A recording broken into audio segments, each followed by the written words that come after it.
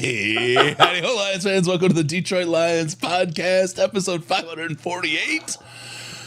The Detroit Lions just keep winning. This is your official Detroit Lions podcast for Reddit. I am your dashingest of hosts, Chris, and with me is my good friend, freshly interneted co-host, and sexy all-around man, Jeff the Riz. Risen, how you doing, brother? It is great to have internet. I was cut off for almost 2 full days. It really sucked. I'm happy to be back in the waking world and alive and enjoying Lions Land. And it's great to be with you, Chris. Thanks for having me in. You as well, brother. A lot going on in this world right now, but we'll cut through it. We'll get you to the important stuff like we always do. In Lions Land, first, we'll talk about, we'll do our warm-ups. We got a couple of good ones. We got a Texans review of the Houston Texans game. What a wild ride. We got Jake Bates, top of the world. Detroit Lions, they're forged in fire. And we'll talk about how and why and what it means. Jared Goff's stats don't make the man. An injury report, and the Jacksonville Jaguars game preview, because we will put the on the wrong syllable.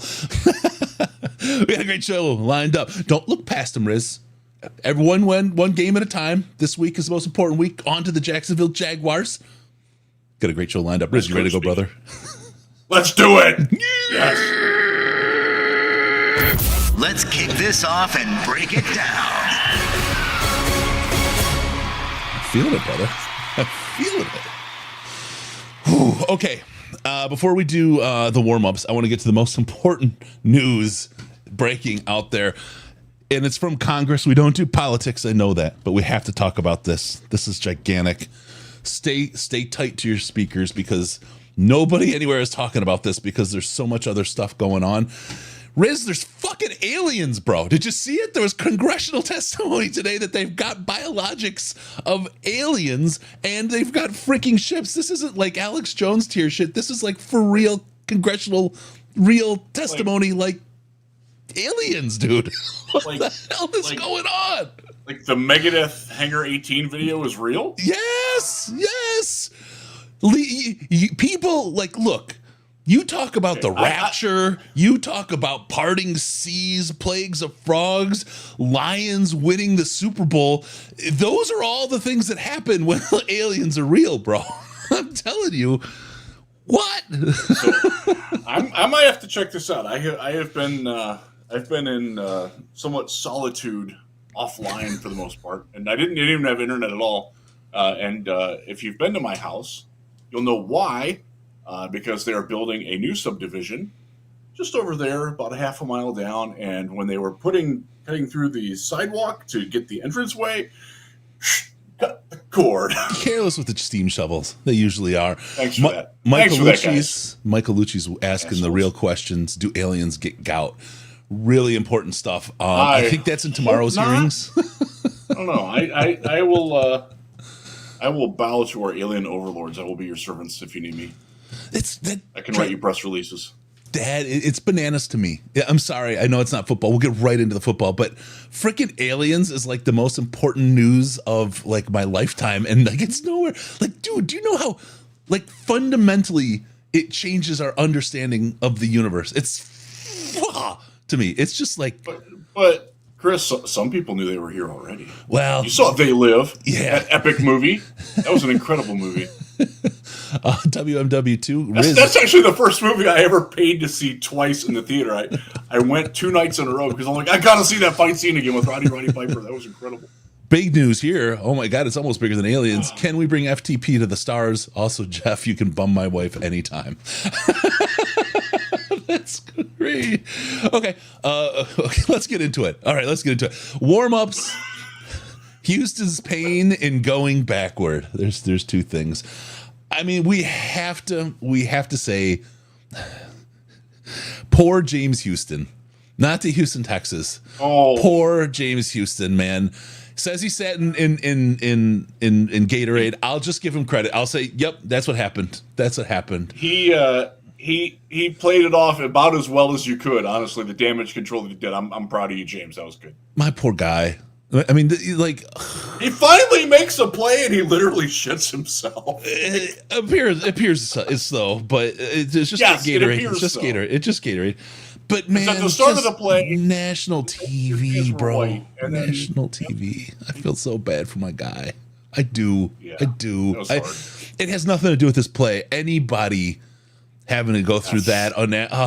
What a James. He didn't do like what Paul Pierce did love. when he was with the Celtics and he got put in the wheelchair and blankets over him like he was going to die. And then he came back on later. He just got to go take a shit. Like James Houston. He left it all out on the field. That's what we want him to do. Both Houstons took a dump on the field. Oh man! I was so happy for him. I was that too. He made a play. I was too. I just wanted to send him love because he's taken so much shit over this. He really has, and you know we've given him a ton of crap. Just ride it. Just go with it. Didn't mean to do that. Seriously. But like I've given that guy so much shit over the years, and he's finally he's made a couple of plays. Not enough, but at least he's doing something. Yeah. And you know what? Good for him. He takes so much shit and he doesn't deserve. I mean, he's a player. He's working hard. He's coming back from an injury. You gotta feel for the guy. And then this happens and hopefully it was Gatorade. All I know at this point is the bullshit. And the poor guy doesn't deserve it. Yeah. Hearts, love, nothing but love, James. I'm sorry, man. Nobody deserves to have to go through what you're dealing with this week. No. So good sack. Great play. Thank you for your contribution, man. That's all I'm going to go with. Way, so. We got 4 sacks. You know how many sacks they got? Zero. And that's with superstar Hall of Fame left tackle Dan Skipper out there. Let's rock. Let's think about that a little bit. Oh my God. So the left side of that O-line was so bad. Oh my God. Houston, Spain. I should have done this in running it backwards because then you get the runs joke there. But running it backward, I want to kind of allude to what Ben Johnson said that Dan Campbell gave him a quote. This is the San Fran game in reverse. I freaking love that. Like to walk in and say that at halftime to this team. We'll talk about what we can take away from this season, but that quote from Ben to that team is absolutely fantastic. And then Carlton Davis, we'll get into the review here in a second. Love to Carlton Davis and what he gave this team in that game. Jake Bates, of course. Carlton Davis, a couple of guys are absolute superstars in what they brought and what they left on the field, including James Houston, for what they left on the field out there. Fantastic team win. And saying we're running this in reverse, man, and you can believe in anything at this point with this team, man. You can believe in anything. It was such a fun, interesting game, and it was one of those. The falling in reverse theme was just it's perfect for what this was. Yeah, it absolutely is. Yeah. No sacks and 5 interceptions. Donkey Kong, what is it? Call it. I want to see it in the chat because I want to put it up on the screen. What's the quote? Houston made a play. I shit you not. Good stuff. Don Burr in the chat. How you doing, brother? So there you go. Houston, Spain, and going backward. I love that quote. I love the way he just was able on the fly in that game to turn it around and put this in perspective for the players. That's freaking fantastic. Let's get into it. Let's review this Houston Texans game. We're going to give Jake Bates a little bit of special love on his own shortly, because he deserves it for what's happened, where he's come from, and what he's done. I want to talk about it a little bit differently than you've heard from others, because it's like a passing like little tag that you can hang your hook on and move on. But good, we'll talk about that. But the idea of running this game in reverse of that San Fran game, Riz, this was fantastic for this team. And I mean, look, there was people, I'm just going to bed in the first half, people that wrote this off. We had over 1,200 live views at one point in the post-game show at friggin' midnight. At midnight, dude. People were amped for this win. And to walk away and to have a team that stares this kind of adversity in the face and says, I shit you not, we're taking this game. They did. They did, and they went out there, and that kick at the last moment from Jake just sealed it. I mean, what a glorious win in away, so close away in adversity. Like there's nothing this team can't do. There's nothing that this team can't do. They just did that on the road, open air. I have actually been in Reliant when they've opened the stadium, and it does feel like you're outside. Like you don't see the roof or whatever. They did a good job opening it. Wonderful stadium, by the way. I did not get to go this week, but I had a ton of people who went, including Dr. Liao, and everybody seemed to enjoy the Houston food cuisine. It is, in my humble opinion, from living there for a few years, the greatest place in America to eat, because you can get native cuisine from any place on Earth fused with any native cuisine elsewhere on Earth at the same time. It's an incredible place to eat. But yeah, that's a team that won a playoff game last year. They're going to host a playoff game this year. I wanted to criticize the Detroit pizza because I saw some shots. I'm like, it doesn't really look like Detroit pizza to me. That's from Austin, at least. When I lived there, I lived there from 2010 to 2013. Detroit pizza wasn't really a thing yet that I recall. I mean, I'm sure it was, but like I live on the west side of the state. It wasn't here. I do actually remember when we got our first Jets here in the Holland Zealand area, and that was after we moved back in 2014. So like it wasn't really a thing. And now we have Buddies. We got all kinds of stuff. We got Crust 54 in Holland, which is the best. If you're ever in Holland, go to Crust 54. It's a great place. Wash down at Brewery 424. Excellent guys there. Their cerveza beer, their Mexican lager is fantastic. But like Austin tries to butt in a little bit on the food thing, and like Austin's barbecue, like Houston is, you can get good barbecue in Houston too, but like Houston is Tex-Mex and Asian fusion and South American fusion and African stuff and Middle Eastern. It's so good. So I'm happy that everybody got to go and do it. Happy that they got to see a win. Happy that they got to experience the city where I still have a lot of attachment there. I still actually get the daily reports from the Texans media, even though I have not covered that team since the end of the 2019 season. They're great people. I love their media. They're local. They're radio guys. They're podcasters. They're print guys for the most part. They are friends of mine. They're a great team, and it's very, very nice to win because we hadn't beaten them in a long time and under some adverse circumstances in the past. Yeah. It erased the Justin Forsett incident, the Jim Schwartz penalty, where he got a penalty for throwing the flag before he couldn't. Didn't erase it. It might have righted history. I think it might have righted history. Be aware. We're working on a cool revenge tour shirt. Just so you know, it doesn't erase anything. It does help. It does help. It's the salve So we hadn't beaten them since 2004 was the last time we beat them. Joey Harrington is the last quarterback to beat Houston. Yeah, beating up so that was the Texans' third season. Yeah. So they were terrible. Yeah. They were terrible for we kind of ignored it in Detroit because we were bad too, but they were historically bad. That wasn't the year where Derek Carr got sacked. David Carr got sacked. I think it was 78 times, but they were really bad other than Andre Johnson. And it was nice to get a win there. That's a good football team. Like I said, they are going to win the AFC South. We will help in that because we're going to sweep that division. Spoiler alert.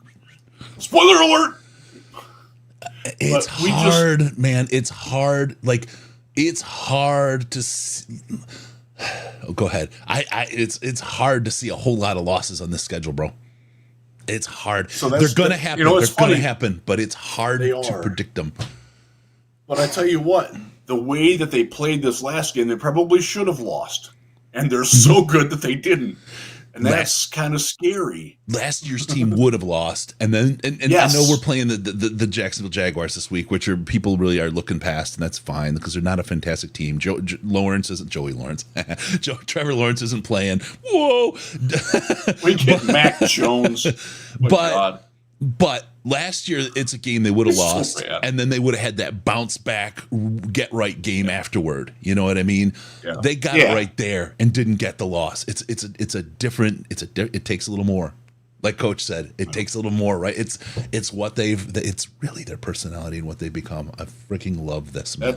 That's winning a playoff game on the road, in effect. Because if you don't win that, all of a sudden you're tied with the Philadelphia Eagles for the number 1 seed. Now you're still a game clear. That's very important. They need to get the bye for selfish reasons, because if they get a bye, I can travel with my daughter for a volleyball tournament. If they don't, I can't go, and I really want to go. So get that number 1 seed. Give me that that Martin Luther King Day weekend off. And I'll be happy. Make it happen. Let's go. And they're on pace. And I talked about this when I was on the Huge Show the other day about the possible remaining losses, and we both agreed, Bill and I did, that there's at least one, probably two. Yeah. But when will it be? I'd be very flabbergasted beyond all belief. There would be an alien coming out of the toilet in the bathroom behind me if they lose this one, because this is a bad Jacksonville team.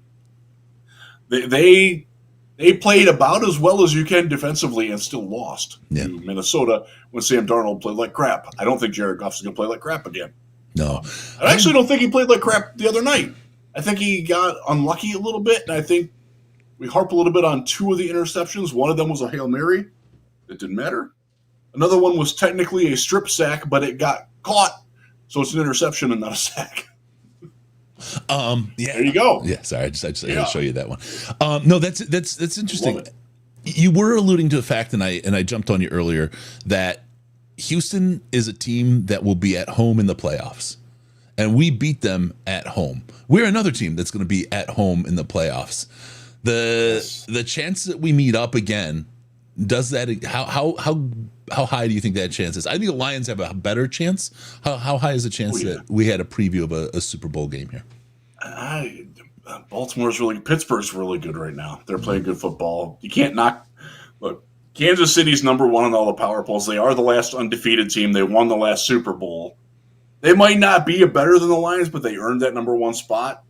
Until, to be the man, you got to beat the man. Well, nobody's beaten the man yet, so we can't be the man. But I'll take being number 2. No pun intended again.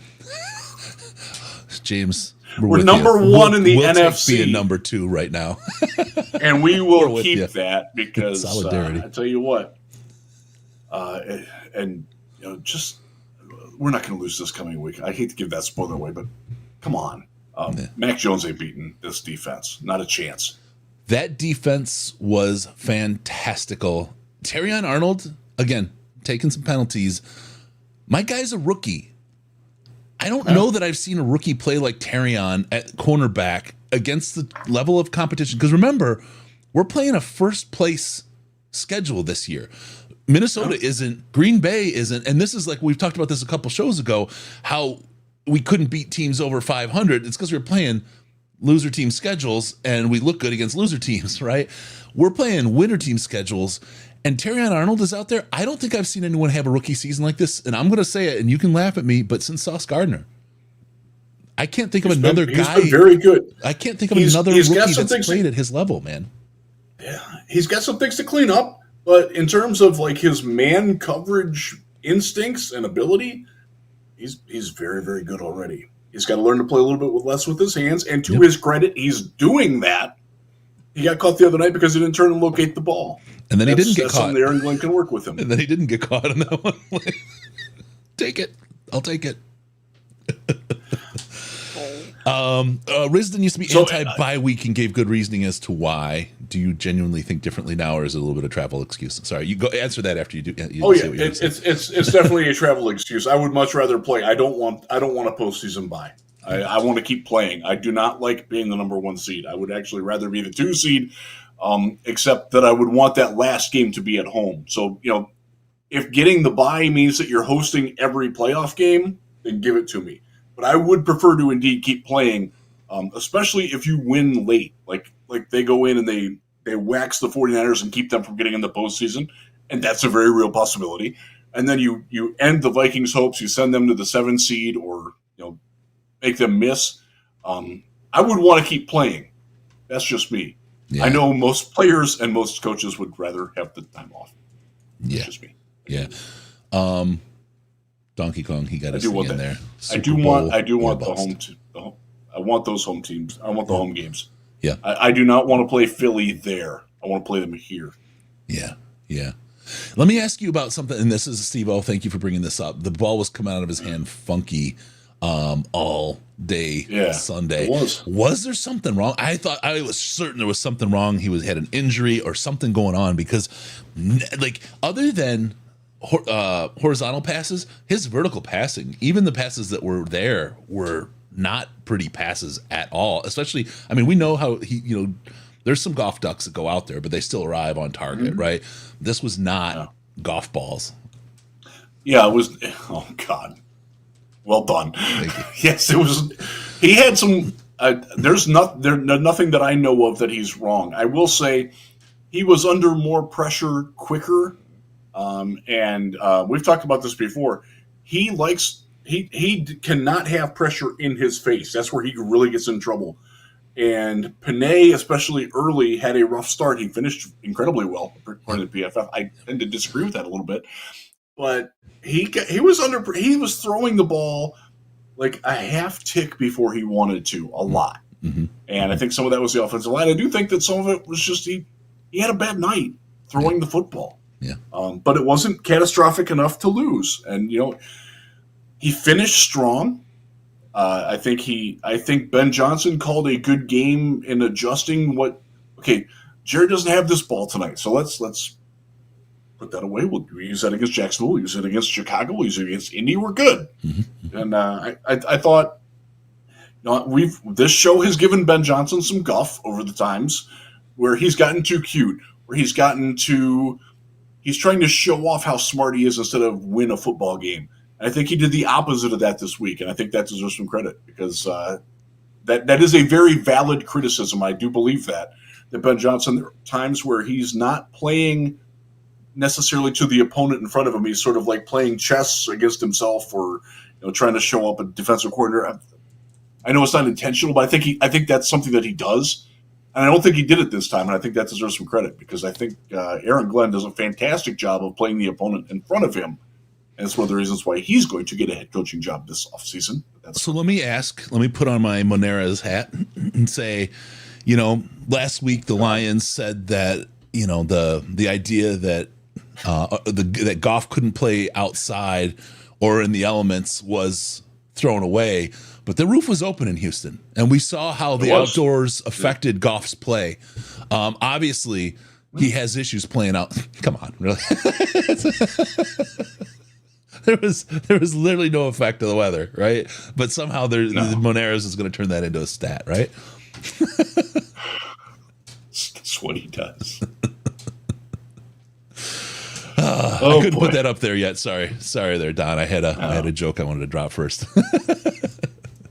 So that's crazy, right? I mean, he can't play outside. Then all of a sudden they open up the roof and he can't play. So, I mean, it was indeed open. It was humid. I wasn't there, but I just from living in Houston. Actually, this was the November, December, and then March and April are like the best months to be in Houston because the humidity doesn't hit yet. So I'm sure it was a beautiful night. It was actually a nice weekend for football here. It was like 58, little breeze, not too moist. I think would have been a nice time. But we're a dome team. We're good. We can go to Green Bay and win. We will go to Chicago and win. That team fired their offensive coordinator because they can't fire their rookie quarterback or their head coach. That will come later. Times in the NFC North. Michael Lucchese, can we lend the Monera's hat to James Houston? Evidently, he lent him his pants. That would have been a better excuse than the Gatorade. I borrowed Carlos's pants. Oh boy. Oh, and forever I will say that those were Monera's pants that Houston was wearing. That's the end of the story there. Now that you bring it up, I do actually have to say, Carlos does dress like very nice. I have to give him that. He always looks good. Because he stole Houston's pants. Could be. I don't know. I heard it, allegedly, I guess. All right. So there we go. Houston Texans game, massive comeback. I want to take this win, man. I want to take this into a little bit of another topic, if you don't mind, my friend, and a little bit of love for Jake Bates, the NFC Special Teams Player of the Week. I want to talk first off. People pass this by, and I want to kind of give it and him a little bit of credit. My man was selling bricks. He was out of football. And they almost use it as a pejorative, like you're a loser selling bricks, right? There's a quote. I saw this years ago, and it stuck with me. And I don't know if anybody knows who said this. Please let me know, because I cannot find it anywhere. And if I can't, then I'll just claim it as my own. But there is nothing so sad in this world as when a man realizes he won't achieve his dream. And I was like, holy cow. Because most people at some point in their life realize they won't be everything they wanted to be or they thought they could be, right? And here's a kid that's in his early 20s who wanted to play football, and he's selling bricks, which is definitely not his dream, right?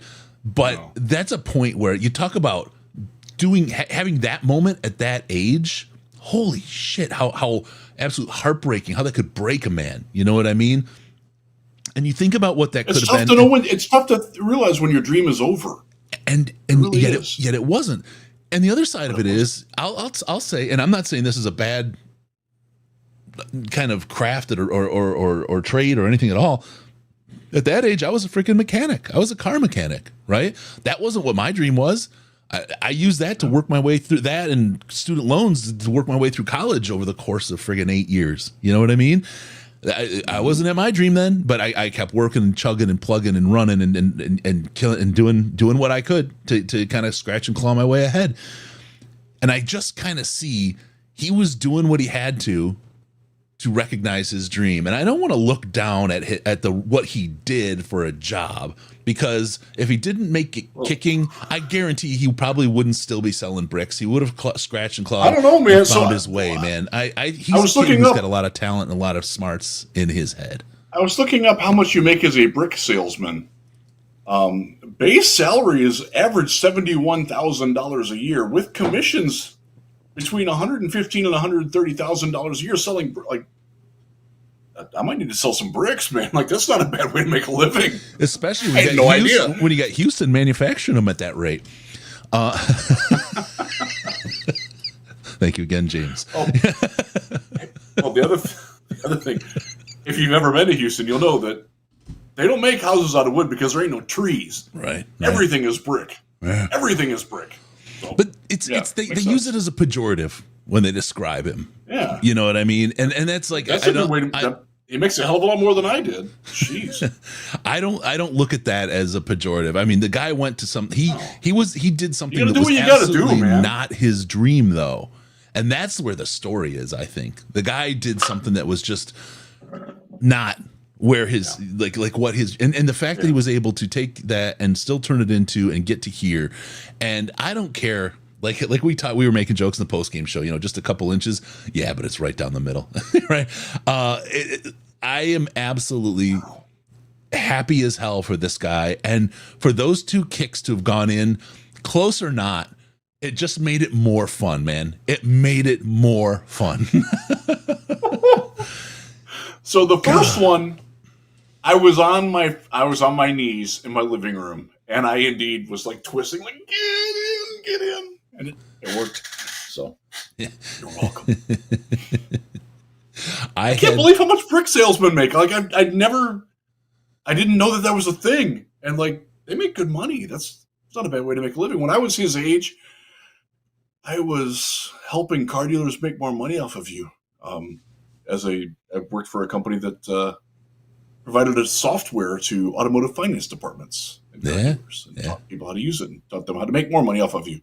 I did not like that. I got burned out on that but you got to do what you got to do, man. And there's no shame in doing what you're doing if it's to a greater good. And if it's what you got to do, Do it to the best of your ability. Be the best freaking brick salesman you can be. Be the best automotive F&I guy you can be. Be the best mechanic you can. Be the best whatever. Embrace because it leads to whatever it will lead you to your dream. Anything can lead you to dream. Everyone has a different path, but that's that. Oh man. So anyway, yeah, that's the part of the story they loved. They just kind of toss that out there, and they do it like it's a pejorative, and I don't think it is. I think it's a testament to the guy's character and the fact, of kind of what makes him who he is. And then to see him come in and be able to do this, and you see the graphic for the show where the team's carrying him on their shoulders after the game, such a heartening, wonderful moment and a fantastic story. This kid's you listen to him talk, he's got a heart of gold. He's just a wonderful young guy. It's awesome to see people like that succeed. Really cool. You really and Chris, it's he did it. One of those Lions player stories about character. Right? Another one where another guy of high character pulls through for a high character, high quality team. I just love this Lions story. And Chris, he did it in Houston.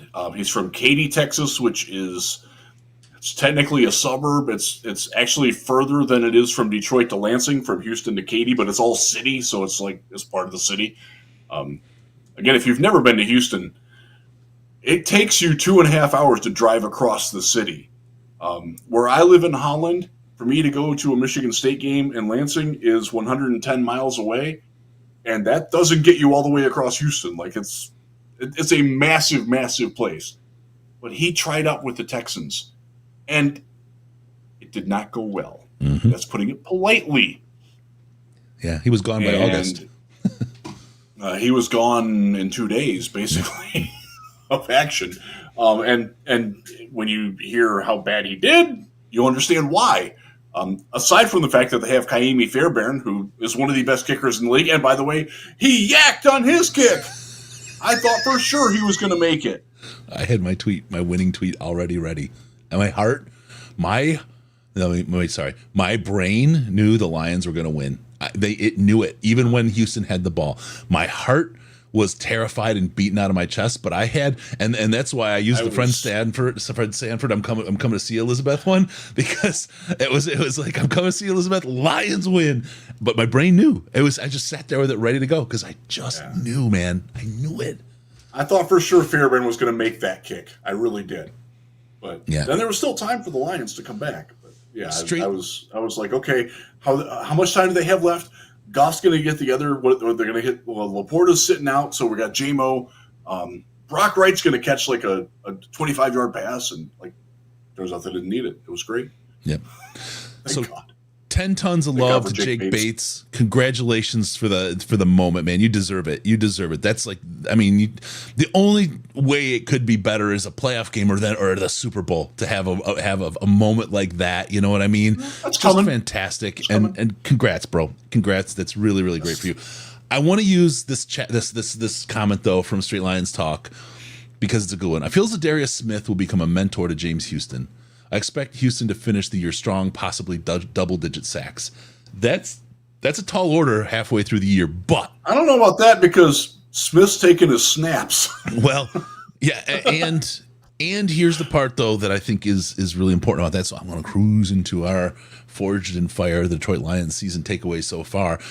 Za'Darius Smith was on that sideline. Yes, he was. And he was already coaching and working. Now, I don't know that this is a fact. He is. This is a pure speculative play, right? How much do you think Za'Darius has helped James Houston just in this little bit of time, working with him on the sideline, talking to him, just saying, play the shit out of it out there, man. Just sorry. Just do your thing. Jesus. Sorry, I can't help it. I'm sorry. I don't know why. I think these things happen.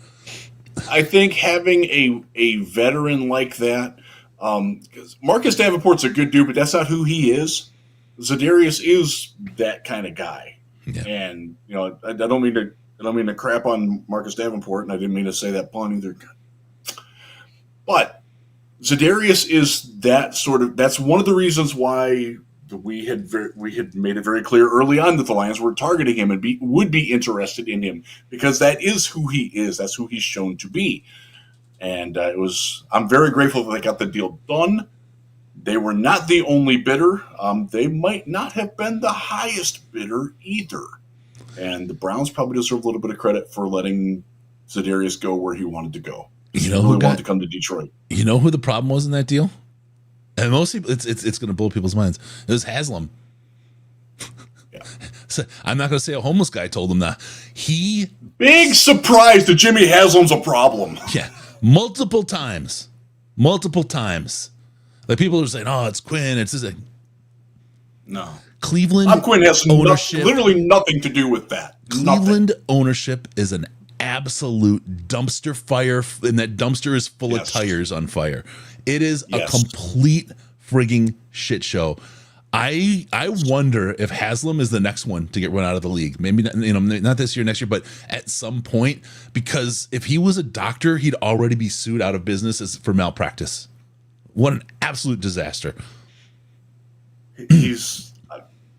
I don't cover that team anymore, and I'm glad because there's nothing good coming out of Cleveland right now. And I feel terrible because there are some great people in that organization, on their coaching staff, on their roster, in that expanded organization. But at the top, it is as bad as it gets.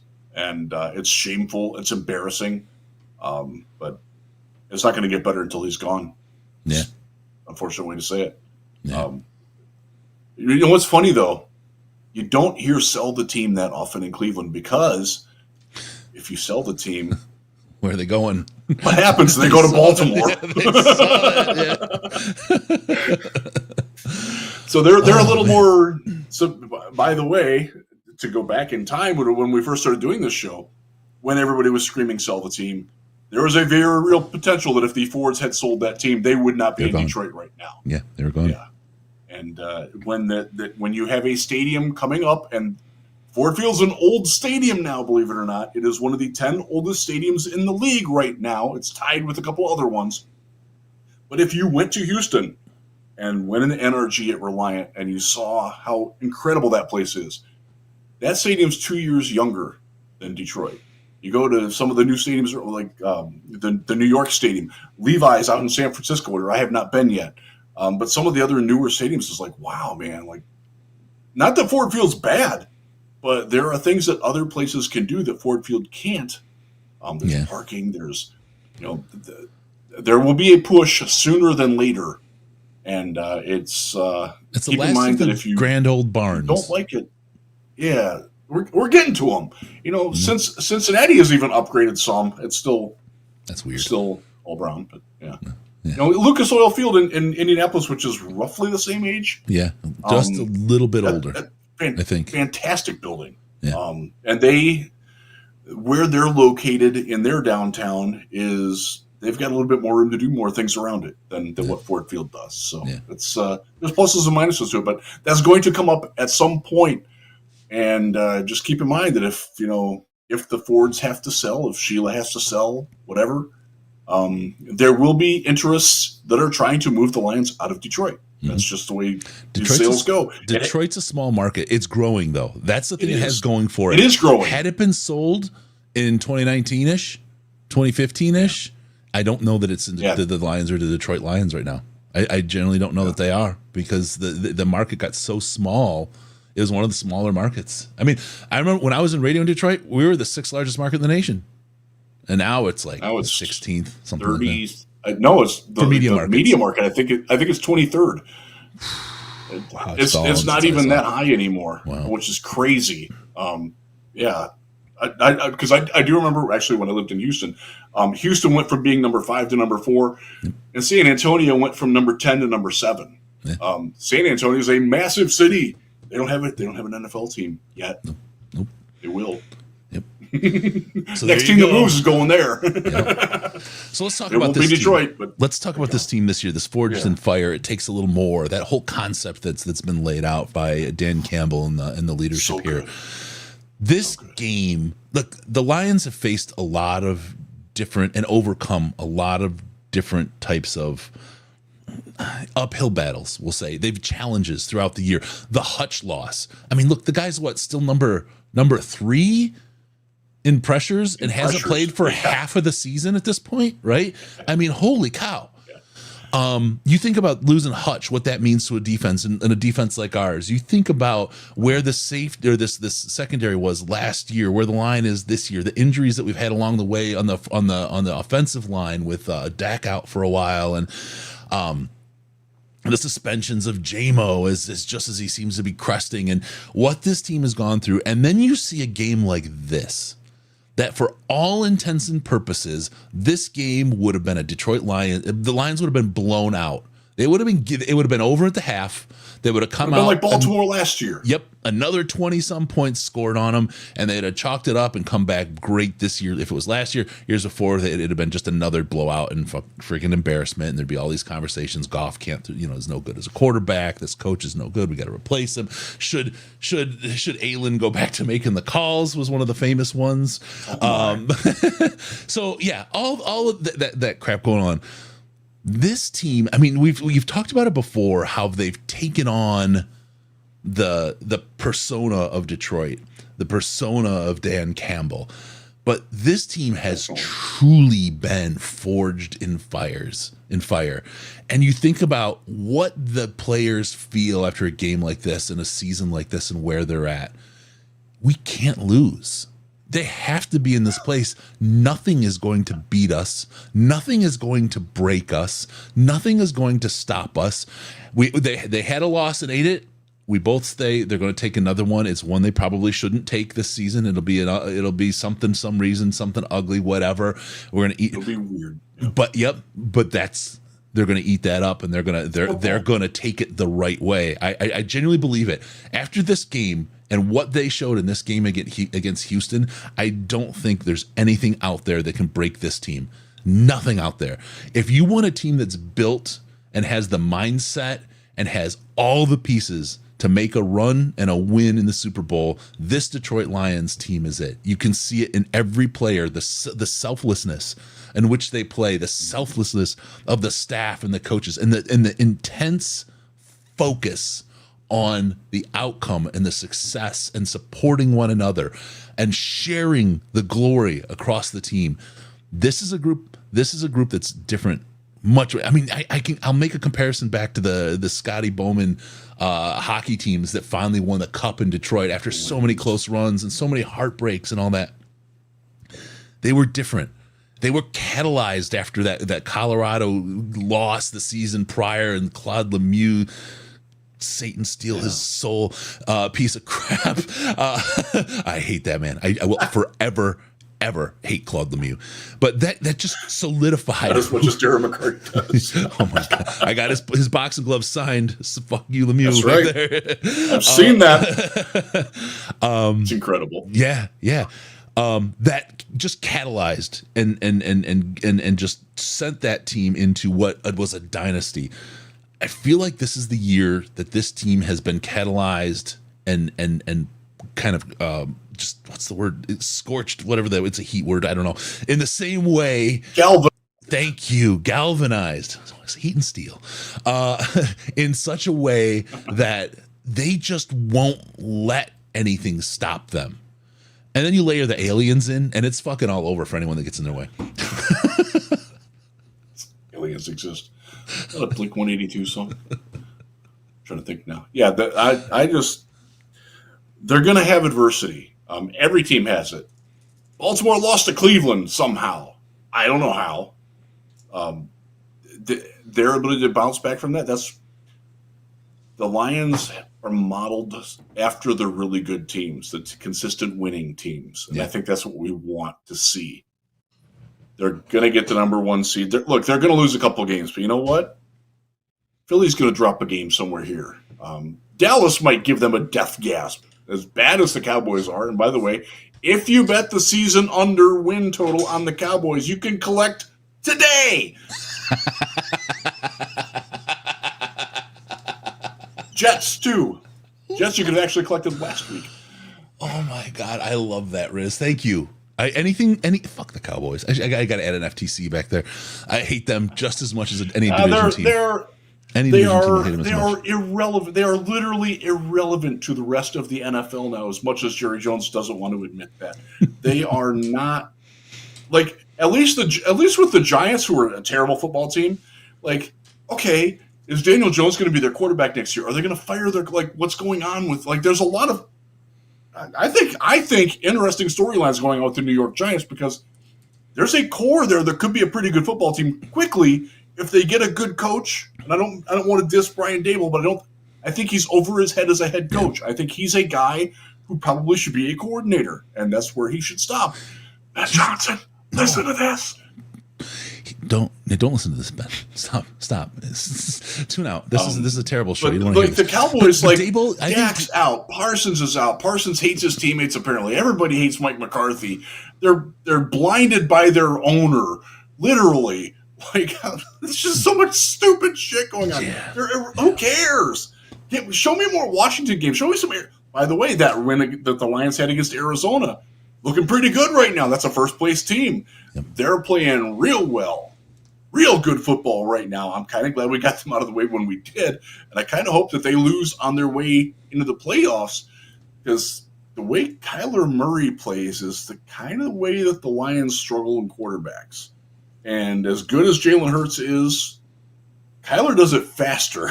That kind of scares me a little bit. He's playing real well. Marvin Harrison, like that's a good football team. Yeah. I feel a lot better about that win now. I feel like Dable is a Dallas, coach. Dallas, honestly, Dallas is the worst team we've played so far. Dable is a coach that can See? succeed if he's got a team that's built. I don't think he has what it takes to elevate a team to success. I think you take a successful team agree. if you lose a coach and continue success. Mike McCarthy, I don't think he can coach anymore. I don't think he belongs in the NFL as a coach. I honestly, and I'm not trying to dog on the guy. Not a fan. His Packers roots kind of make me ill, but I just don't think he's got it. I think the league has passed him by, and just the look of shock on his face. The Dallas media would agree. Yeah. But the look of shock on his face every game, like, I didn't see that coming. No, bro, you got to see that coming. You're a freaking head coach in the NFL. You got to see everything coming. If you're surprised, you're cooked. You're done. And I have a feeling he's put a fork in him. So. But we beat them all. We beat them all. And this Lions team, I mean, Riz, you've been involved in sports your whole life, right? And the winners, the true champions, are teams that, like Michigan last year, right? Bet, right? I mean, it's that kind of thing. There's this galvanization of we can take on the world and win, and we're proving it every week. This is what I think was finally sealed with this team in this comeback and this victory on the road in Houston on this massively long, 3 out of 4 road games, right? I mean, this is kind of a tough stretch. And they won them all. And they're 8-1, man. They're 8-1. 8-1. I did not think they would be 8-1. Very, very pleasantly wrong on that. Yeah. Happy to be wrong about it. I thought, a couple of games here and there. Now, again, they're going to drop one. I don't know which game it's going to be. It's not going to be this week. The Colts, maybe. I don't know. That's the one. I still think Buffalo's Chicago the one. I think Buffalo's going to be a real Buffalo's tough. going to be a good challenge. And I'll tell you, that'll be a tough one. And so the two that I think are Thanksgiving, the Bears, and unfortunately at home, and Buffalo, unfortunately at home, are the two we lose. Why? Because they're not doing post-game shows for those. I'm going to be at the Buffalo game.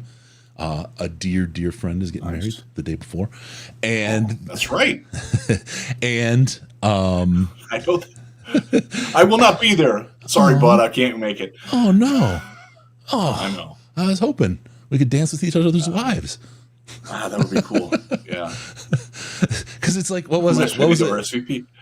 Oh, it was it Animal House where they switched the two dudes with the girls, like the size difference? We could have relived that moment, bro. Anyway. Oh boy, yeah, that's I wish I could be there, but I can't. Man. So anyway, we got that, and then the Buffalo game after. We may do something like a live stream out from the Ford Field and then out in the lot and all that. But it'll be definitely different than the normal post game show. But yeah, so those are the two that I think for that reason. But I'm telling you.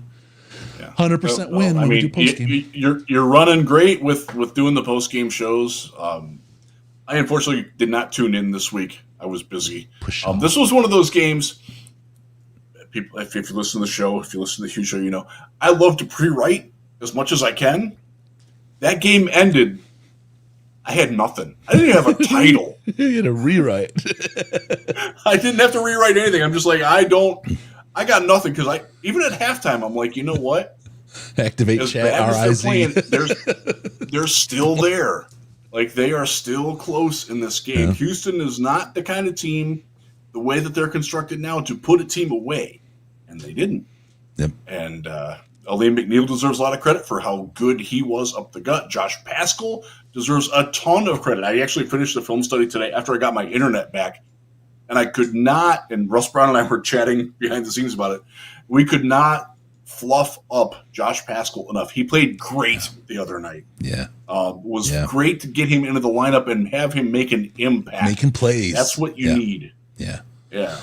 And now the fact that he's going to shoot down the depth chart a little bit because Za'Darius is in, I feel a lot better about the pass rush. It's still not as good as it can be, but every team, including Kansas City, has vulnerabilities and flaws. Mm-hmm. The ability to overcome those from good coaching and complementary football, like Dan Campbell talks about all the time, that's how you become a champion, because you can have a flaw, but it doesn't matter because everything else is strong enough. I absolutely believe that's what these Lions are with this pass rush. Everybody's like, "Oh, you got to be able to," like, okay. Kansas City, they don't run the ball, they don't block well, like they don't catch the ball all that well. They just keep winning. Yep. Like they find ways to overcome. Yeah. The Ravens, their wide receivers are tiny. Like they find ways to get it done. Yep. They don't always play all that clean. Like the Lions are flawed too. They have the ability to overcome them with great complementary football. We saw that the other night. We saw it in Tennessee, where they kind of took a collective crap, and the special teams won the game for them. Yep. That's why I'm so bullish on this Lions team, because they have so many different ways to beat you, and they don't have to play. The offense doesn't have to be perfect. Jared Goff doesn't have to put up 300 yards. And they know they can beat you any way they want. I don't say any way they want. They can beat you any number of ways, and they're not worried that they won't. Mike Hodges, great to see you guys back in the saddle. Yeah, I'll go to the post game. Just so you know, this is the second time I'm going to do it this week.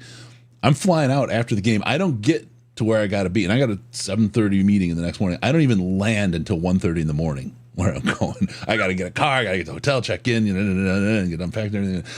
But why? Because we don't lose. And we all have to make our sacrifices. We have to make sacrifices. Now, we are back in the saddle next week. Because I'm out, we're not going to do one. Riz will do videos again.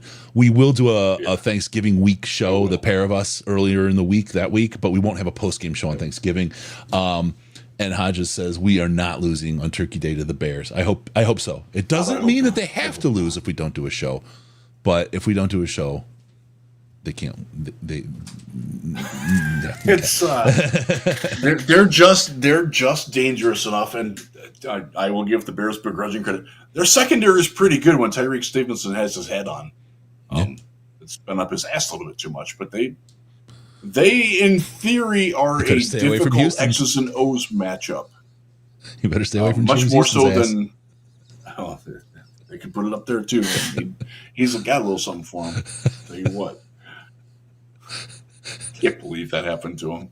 That defensive line is a wall. They're building one brick at a time, my friend. Another brick in the wall. There's a million of them. Oh, jeez. There's a million of them. All right. Let's go. Let's roll. Thank God he owned it. I'm glad he owned it. Yeah. I will forever love James Houston, because I feel terrible for that to happen on national TV like that. No person, he's like, we sit here and we have fun with it. We're having a good time, but it's not out of malice. It's like, if you laugh it off and you make it funny, the sting goes away, man. I promise. This thing goes away, and it just becomes whatever, and nobody cares. But if you let it get to you, it becomes a thing that sticks, like that did to the back of your pants. Okay, let's get to the next topic. The poor laundry crew. I'll be like, they're playing on turf. What the hell happened? Don't give it to them. Frame it. Frame them and sell it for freaking for charity. You could some scat freak somewhere. I'm just happy that they got a lot of pressure in this game. The Texans don't have a very good offensive line, and the Lions took advantage of it. And I was very happy to see that. And it was a very fortuitous weekend for Will Anderson to not be playing. Yeah, because Dan Skipper at left tackle needed about 2/3 of the game before he settled in, and Graham Glasgow continues to be a problem. And we're going to probably have to talk more about that as time goes on. They're mitigating it fairly well, but the left side of the line, especially in the first half of this game, was rotten, and that can't happen. And on the defensive side of the ball, to get the crap kicked out of you, but then come back the way they did, that's good news. So, all right, let's go to the next. Long live Brian Branch. Long live Carlton Davis having the game of his freaking life. That play, the second interception that he made, by the way. The pictures from the photographers that were in there where he's up like that, great, incredible, fantastic camera work. Good job, guys. Tony and Mike and what's that guy's name? I can see him. I can't think of his name. He knows that I know who he is. But they did a great job. But that was a blown coverage. Like they were playing a little bit of zone, and Carlton and Terrion sort of looked at each other like, Carlton just went. He made the play. And there was a little bit of pressure, just a token enough pressure, that it made Stroud hold the ball a half second longer. It gave him enough time to get there. Complementary football within the same unit. This defense is doing a fantastic job of that. They know they're not getting that immediate pass rush like Hutch used to give them. So they know that that coverage, they got to start up a little bit closer to the line. Yeah. Cover one, they got to be a little bit tighter. The safety's got to creep up just a little bit more because the pass rush isn't going to get home as fast. But they're getting coverage sacks. James Houston sack. That's a coverage sack. Yep. I think it was 4.1 seconds on that one. That's a coverage sack. They're getting those. When was the last time the Lions got a freaking coverage sack, Chris? 2 weeks ago. But that before this year is a long, long time. But they've gotten actually 2 or 3 this year. So not to steal your thunder there, but Branch, we didn't give him enough love. We have to shout out Branch. The speed. I believe it was Arnold who blew a coverage, and Branch said, "I got it. Don't worry. I know I'm covering this other guy, but we got to get over here and cover this guy because I see they're throwing the ball over there. Let me cover 20 yards and break up the play." Like, what? The speed out, like Tom Grossi, God bless him for being so right about how dumb Green Bay was, but there was a whole bunch of teams before him just as stupid. Brian Branch is a gift from God himself. Oh my God, this guy. Or the aliens, whatever. But he is an absolute mystery. He's a sacrament. He's just absolutely fantastic. Him in the pyramids. There's a lot right off the flying saucer, man. Both of them. A lot of teams are going to regret that. I'm personally happy that I had him rated. He was my number 18 player in that draft. When the Lions started that draft, they had the number 18 pick. They traded out of it. I'm like, oh, this works great. It was very, very easy guy to like. By the way, we are going to start doing draft stuff. Russ and I talked about it a little bit. I have a new personnel people with me at Lions Wire. We are going to start doing a little bit of draft video stuff. Just thought ideas on who the Lions can get to. Picking at number 32-ish. Picking number 64-ish. We don't have a lot of middle. Day 2 and day 3 are going to be a little bit more boring this year because we don't have a lot of picks. That's okay. It's okay. We're good. No, we've got some good entertainment in the live draft show. All right, let's move on. Let's talk about Jared Goff. Stats don't make the man. No. Jared Goff has had some difficulties. I grokked him up earlier talking about his last couple games stats, and It's not been pretty. But the team just keeps winning. And there's something about this. There's something about Jared. There's something about this guy. And he's unflappable. And I'm going to do this. He took so much shit for this, and I want to play it again because this is so indicative of who he is, how his mind works, and how much he believes. All I'm saying is we will remain true. We'll remain resilient. And the gut punches will stop.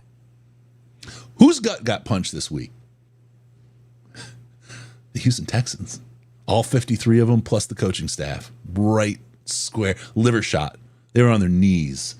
That Jared Goff, again, like the rest of this team, like we were talking about what this forged in fire, where he came from, where he tasted the Super Bowl.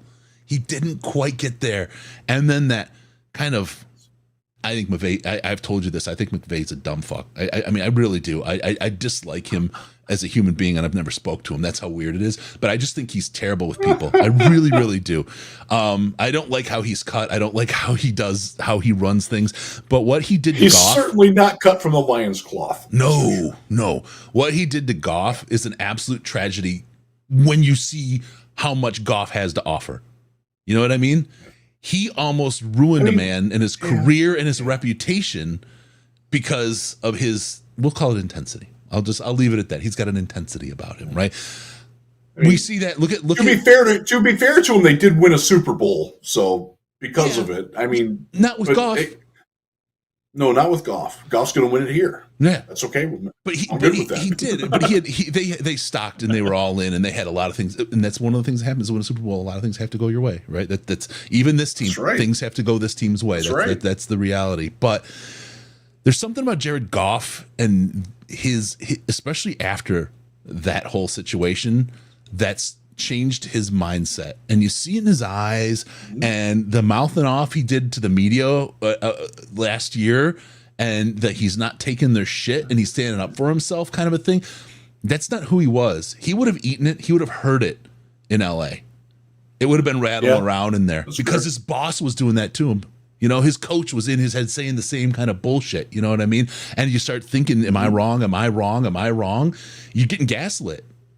And he shows up here and he has support, he has some ownership, and they build something that's freaking fantastic and amazing, and he truly believes it, and he owns it, and he knows now that he can do it. He knows he has the skill. He's not questioning himself. He's truly leading and driving this. The stats for a game or a couple of games don't matter. It's the underlying man. We said this early. The only thing that beats Jared Goff is Jared Goff's head. Because he's a highly talented athlete. He may not run a 4.3 40. My nickname for him is the Road Runner. I love him out there, beep, beep, when he does a little run. But he's a little bit of kind of a chicken look, you know what I mean? Took him 8 seconds to run 2 yards. Yeah, but he got to 2 yards. He did, in fact, get it. His head is right. Longest run of the first half. I love what he is, and none of this that's happened has caused him to doubt. And what you see in him is an appreciation for what the defense did to win this game, what the defense did and what special teams did in the Tennessee game, right?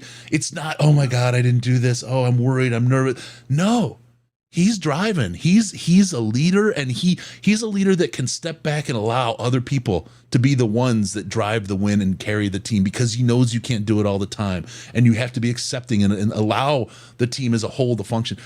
It's not the stats that make Jared Goff, and we can see it with these couple games because we still pulled wins out, and he did what it was needed. He that last drive just to get him to where Bates could get that ball through the uprights, right? I was questioning whether you run it again on 3rd down. I was like, why not get a couple of yards? And it's like, well, everybody knows what you're going to do. You know what I mean? It gets a little bit like it's been a funky game so far. I get it. I'm not going to disagree, especially because we got it through the posts. But Jared Goff, in that moment, carried us in the second quarter. He got us everything we needed, and he definitely relying on the run game. but to make that work. He had some key throws at Amon-Ra. That pass to Amon-Ra. Oh, my God. Beautiful. J-Mo catching that ball when he got folded in half. My God. Yeah. I tweeted out. That's J-Mo last year does not make that catch. There's 2 catches that he had in that game that J-Mo of the past doesn't make. Yes. It would have been so easy for this team to say, you know what? Once bitten, twice shy, 3 times a lady. Sorry, buddy, but we can't keep doing this. But they saw something. They believe in him. They believe in Goff, even when it started kind of poorly for him. Yep. Their willingness to tolerate mistakes as long as the person is there and showing that they're going to get better and that they want to get better, that they care. Not everybody does that. Not every team does that. Yep. That's one of the reasons why this is such a special team, why it's so easy for fans outside of Detroit to root for it, because they do things the way that you would have wanted to have been treated if you were an athlete. Yeah. And so many people don't get that treatment in their life, at work, with their family or their in-laws or their employment. They just don't get that treatment. And the Lions do it right, and it works. They're good people doing good by good people. They're very good at filtering out who belongs and who doesn't. And I think as we start getting into more draft things, I hope that this year more and more fans, a lot of y'all do. We had good talks about it in the chat. There are people that are just like, they're not. I don't care how talented they're not playing here. Kayvon Thibodeau was a great example of that. Yep. Good player. Yep. Not a chance in hell he was playing here. None. No matter what the aliens told Josina Anderson, he was never coming here. And you know who's telling her now. Thanks do. to that congressional hearing Voices in her today. head might be coming from elsewhere. Can't believe I almost got fired for that. Good Lord. I want to thank my boss at the time for having my back on that, because every single thing that I said wound up being 100% accurate on that. Yeah. And she never apologized to me. Rob in Iowa, Iron Maiden and Black Sabbath fan. Dig it. Jalen Carter also had no chance here. Absolutely None. no chance. None. Now, we're seeing him play a little bit this year. He's coming out this year and being the version of him that he's supposed to be, right? But nope. He's still not Hutch. You know? No. He's not better than Aleem playing the same role as Aleem. Yeah. He's good. He's not Aleem. I'll take Aleem, thank you very much. Yep. Happy with him. Jared Goff. Love Aleem. He's won 3 games in a row, and I don't think he's thrown for 500 yards in those games combined. That's crazy. Through 5 interceptions, still won the game. Again, they're ticky-tacky with the 3 of them were bad. I will say that the last one, or not the last one, but the one that he threw that Laporta missed was on Laporta. I think Goff threw it where he thought Laporta was going to be, and Laporta didn't get there. Right. I think he sort of shorted the route a little bit. And but that happens. The JMO one, right? He wasn't. He got hit. Yeah. He was off his route. The long distance one that was an interception. He was off his route. Yeah. I just have to. There was also pressure on him on that one too. Yeah. Not to make excuses, but that is what happens. That does happen. The CJ Stroud, the interception that they got off of him, that it could have been bad. It could have been 6. Didn't work out that way. The Lions made the plays. Texans didn't. They're going to make plays this weekend. The Jaguars, dare I say, their defensive front can give this team some problems. Nothing else on that team scares me, although Brian Thomas is a hell of a receiver. I'm not sure that Mac Jones could get it to him. Yeah. There's your Jaguars preview in a nutshell. Enjoy Doug Peterson while you can still beat him, because he might not be there long. We got 10 minutes to fill. We can. We got plenty of things to talk about. There is so much. But one of the topics is the preview. You can't nutshell it before we get to the topic, Riz. That's the secret of the show. You're giving the sauce away, man. No one's going to buy the milk. They got the cow. If I don't have an outline in front of me, I'm not going to follow it.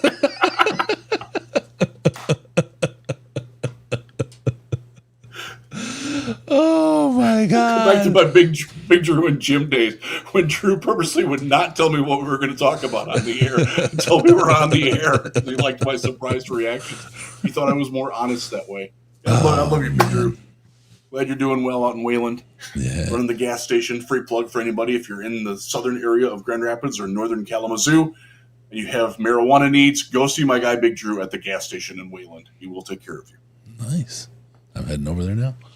All right, let's talk about a quick overview of the injury situation. Lions and Jags both. Yes. There's two I want to talk about that really aren't going to affect the game. One, Derek Barnes in the building. Asked, is he ahead of schedule? He said, I will be. Such a fucking Lions answer. Derek Barnes, man, get well soon, brother. It is a great answer. Yeah, it is. And God, again, it's one of those things where you see him just surging and this happens and it's like, just F me, man. F me. Love to see him back as soon as possible. Love to see him ahead of schedule. Miss him. Yeah. And he's one of those guys you root for, right? And just hope he doesn't brick one when he comes back. Nowaski's playing well, but he's not Derek Barnes. No. He will tell you that too. Yeah. He's doing a pretty darn good job, but Derek Barnes gives you a little bit something more. Yes, 100%. Let's keep going on these injuries because there's Hutch drops by. I don't know if this one made the news or not. Hutch dropped by a couple times. He was there actually really like a couple weeks ago, and said hi to everyone and just got the love. It's a great place for these guys to show up and get a feel and get a sense and talk to folks and really kind of get a, that kind of bolster to the morale.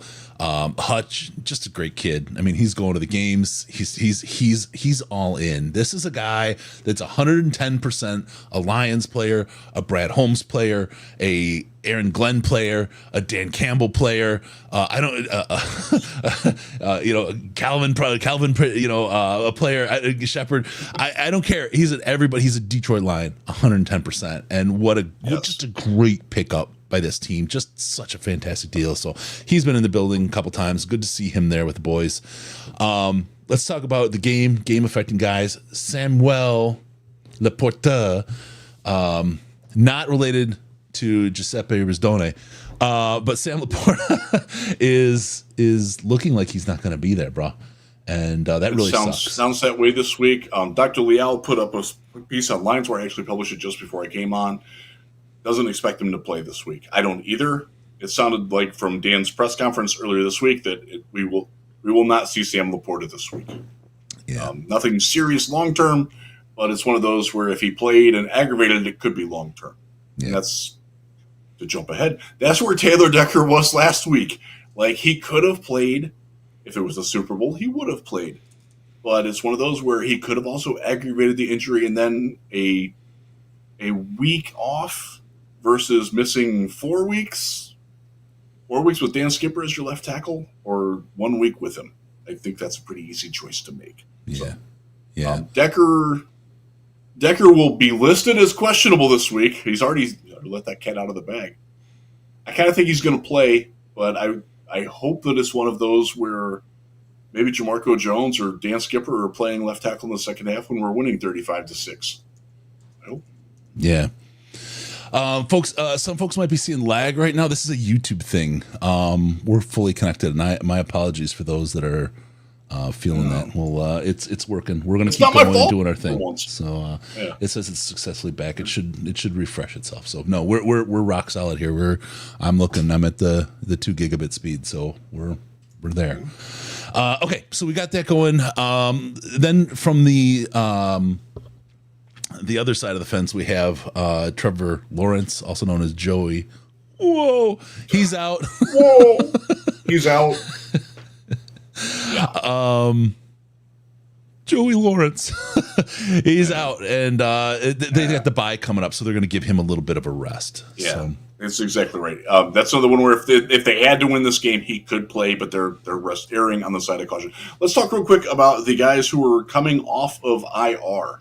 Bromart, his clock is up. I believe it's Thursday. That's one of the reasons why there is an open roster spot right now. They waived somebody. Was it Isaiah? Yeah, Isaiah Thomas is gone. He's back on the practice squad now. Muppet Newsflash. That is Bromart's spot. You got Iffy and Mosley.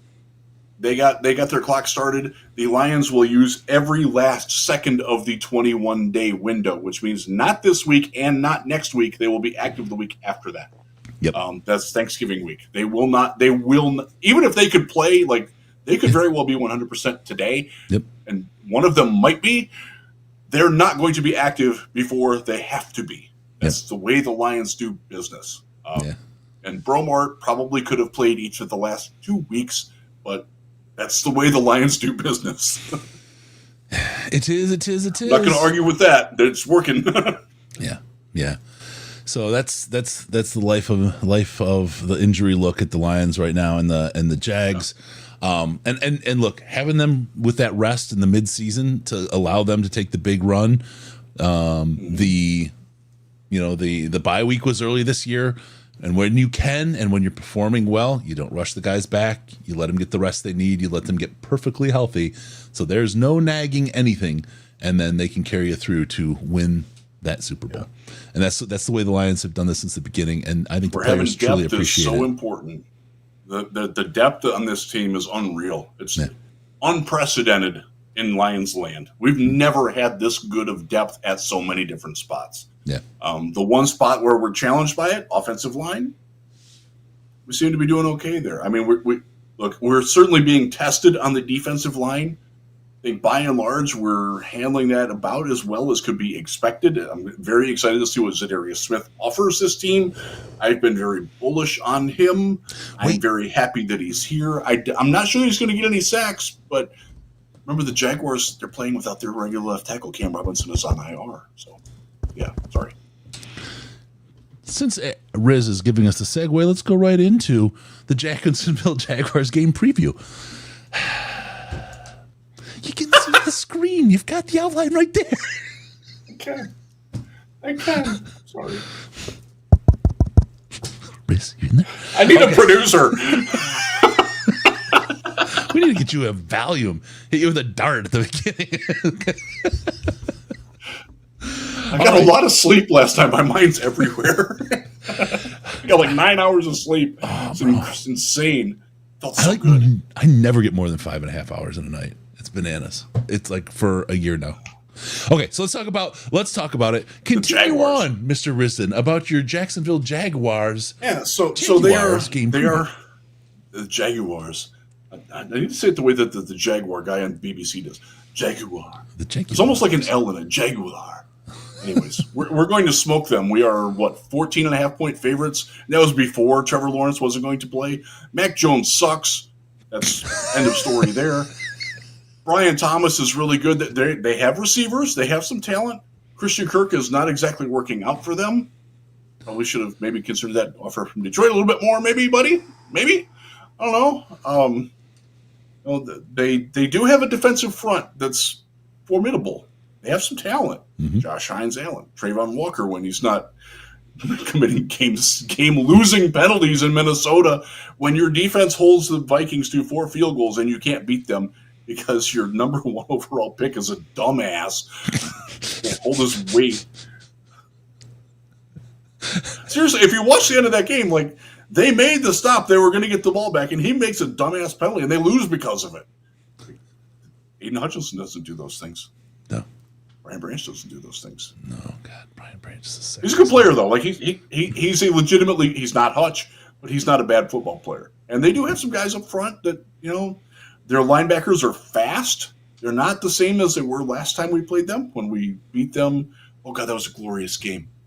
That actually, I look back to that last Jacksonville game as the real turning point for this franchise. I watched that game in Indianapolis. I was with my son for that weekend, and I was out and I watched it on my laptop while he was playing volleyball at a tournament. And my God, I went crazy. And I had all these people, because we're there from Michigan, all these people crowding around my laptop, and we're going nuts. Like, that was the time where I realized this team's got something. And that game was 40-14, I want to say. Yeah. I can see that score coming up again. Ooh, sexy time. This is one of those games. This is a trap game. This is a game. Who was it? Who was it that said that? Let me look in the chat because I want to give him credit. It can be a trap game. Here, Mike Hodges. The old Lions would turn Mac Jones into Joe Montana for a day, not these Lions. Very, very true. And this is where my fear is mitigated. Again, there's going to be losses this year, and they may be inexplicable losses. It could be that one of the, we wind up with maybe, I'm just making this number up. I'm not saying this is going to happen. Don't take this as a prediction. They could have 4 losses for the rest of the season, right? For example, it could happen, right? So that's still not a 13-4 is a great season, right? So let's not think about it. One of those losses could be the Jaguars. I'm sorry. One of those losses could be the Jaguars, right? I mean, it could be. Really hope not. It happens in football, though. That's the weird thing. It happens, man. And it's sometimes you look past a team, all kinds of things. Like the next game is a really important game. Or is that what we're looking for, right? It's, we got a short week coming up. Maybe we're going to play some guys a little differently than they would, right? Because this is a game we're going to win. These kinds of things. I don't think it's going to happen. That's not at all my prediction. My prediction, if I had to make one, would be to take the over because the Lions, our defense needs to get right game. Jared Goff needs to put down those big points again and remember what it feels like. The receivers need to catch balls, gets lots of yards. I just feel like the Lions, the Jacksonville Jaguars here are going to be the poor recipients of the Detroit Lions needing to kick the shit out of somebody that isn't James Houston. And you brought it back together, Chris. I'm proud of you. I'm sorry, I couldn't help it. And they're just going to beat, you're going to beat on the slow kid in this one. I apologize. It's not the right thing to do, but this is what I believe is going to happen. And we, as a Detroit Lions team, were that kid that got beaten on for years. Yep. And so don't feel bad about it. Most people won't. I'll feel a little bad because they're players and they work hard. They take pride in what they do and they've spent their whole lives getting there. And I understand that. But this is one of those games where the Lions are just going to overpower the snot. It's not going to be sexy. I don't think there's going to be a whole lot of trick plays. I think it's just going to be raw brutality. Just going out there, having a schoolyard fight. And it's going to be the kid that was oversized for the grade beating the snot out of the run, and it's going to be just an ugly, ugly massacre. And man, I hope so. I just feel like that's what we're going to see. And again, those games are fun, but if they can get like by the time it's like 175-1, you're like, hey, man, how did anyone score 1 point in football? Like you forget that by the time it's over because you're like, I don't know what am I making for dinner, right? Scoregami. It's a different kind of game. It's not as fun, but it is something that you kind of love to stunt on the other team after it as a fan. Like you scored 1 point. You're the only team that ever did that before because you got beat so bad. We beat the hell out of the Titans on the scoreboard, but that game was, dare I say, closer than the final score indicated. I hope this one is not like that. That's what I want. Yeah, 100%. Oh man, oh man, oh man. Okay, so that's where we are, Riz. That's the. Did you give a score? Did you give numbers for what you thought this was going to be? You know what? I'm going to say 36-13. Lions win. Ooh, okay. I don't think they get 13. Where you at? I don't think they get 13. I think they might get 9. I think it's going to be a couple field goals, and then they can't anymore, and they're going to beat. And I think we're going to be in the 40s. I think it's going to be a 40-something game for the Lions. I don't have a number. But it will be a game that if you're not in Detroit or Grand Rapids, the Fox affiliate will switch off of it. There you go. All right. We're going to call it a game. After we're going to call it a show and a game, and we're doing a post-game show, so don't worry. We'll be there. Ash will be back this week. Don't forget, join us on the Patreon. $5 or more a month gets you access to the Slack. If you do less than that, we'd love it. We thank you so much, but you won't have access to the Slack. That's just the kind of the barrier. Helps us keep the good people around. The neighborhood's cleaned up, and it's been Gray is back and loving life. He is loving life. It's a great place to hang out with some really great people and have some great conversations. Go to patreon.com/Detroit Lions podcast. Like I said, $5 a month gets you access to that. We talk football all year round, get a little bit of dust here and there about what's going on and some insider stuff. And you talk to Riz, me, Russ, Dr. Liao, Bish, Ash, we're all in there. Everybody's talking. It's a good time. Great place to hang out with really great people. Also follow us on Twitter at DET Lions Podcast. Everything about the show that's going on and some snarky shit goes on there all the time. DET Lions Podcast, or at Jeff Risden, and you get all the Lions Wire and Draft Wire and Detroit Lions Podcast news there as well, all the good stuff. And we're on Blue Sky, and we're on Threads, all those places. You can find us there. Also, go to DetroitLionsPodcast.com, subscribe to the podcast, because when you do that, this man, Jeff Risden, superstar. Riz, what is it that you do to these people?